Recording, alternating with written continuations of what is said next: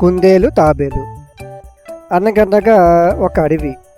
ఆ అడవిలో కుందేలు తాబేలు ప్రశాంతంగా చెరువు దగ్గర కూర్చొని కబుర్లు చెప్పుకుంటూ ఉన్నాయి.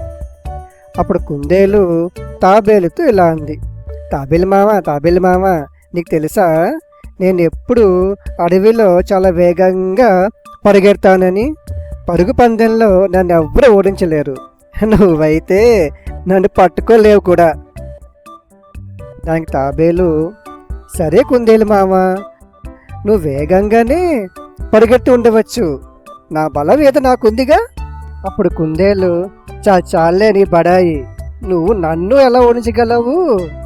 దానికి తాబేలు, కొన్నిసార్లు నెమ్మదిగా నిలకడగా నడుస్తూ ఉంటే పరుగు పందెంలో గెలవచ్చు.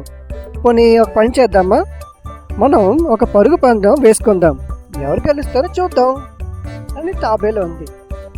దాని కుందేలు, పగటి కళ్ళలో కదడం ఆపు, ఎవరు గెలుస్తారో నేను చూస్తాను. అప్పుడు తాబేలు, సరే, ఆ నది ఒడ్డున ఒక పెద్ద చెట్టు ఉంది కదా, ఎవరైతే ముందుగా అక్కడికి చేరుకుంటారో వాళ్ళే విజేత అని తాబేలు అంది. అప్పుడు కుందేలు, సరే, నేను పోటీకి సిద్ధం, ఎవరు గెలుస్తారో చూసుకుందాం.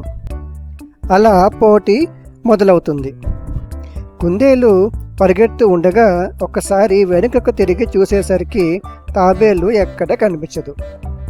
అప్పుడు తనలో ఇలా అనుకుంటుంది, తాబేలు ఇంకా రాలేదు కదా, నేను ఈ చెట్టు కింద కాసేపు విశ్రాంతి తీసుకుంటాను.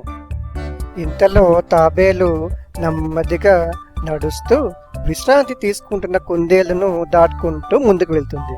ఇలా కొంతసేపు గడిచిన తర్వాత కుందేలు చటుక్కున్న నిద్ర నుండి మెలుకుని, అయ్యో అదేంటి, నేను చాలాసేపు విశ్రాంతి తీసుకున్నానే, తాబేలు నాకంటే ముందుగా వెళ్ళిందా ఏంటి అనుకుంటూ అటువైపు చూడగా తాబేలు తన గమ్యస్థానానికి చేరుకుని, హలో కుందేలు మామ, నేను గెలిచానే అని అంటుంది. అప్పుడు కుందేలు తాబేలుతో, నువ్వు గెలిచావా, ఎలాగా అని అంది. దానికి తాబేలు, నువ్వు మొదట్లో వేగంగానే పరుగు తీసావు, ఆ తర్వాత అలసిపోయి విశ్రాంతి తీసుకునేటప్పుడు నేను నెమ్మదిగా నడుస్తూ నిన్ను దాటి ముందుకు వెళ్ళాను.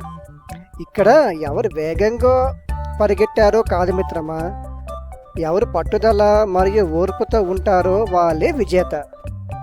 అప్పుడు కుందేలు, అర్థమైంది మిత్రమా, నా తప్పు తెలుసుకున్నాను, ఇక నుండి నేను ఎవరిని తక్కువ చేసి చూడను అని చెప్పింది. ఆ రోజు నుండి తాబేలు కుందేలు మళ్ళీ మంచి స్నేహితులుగా కలిసి ఉన్నారు.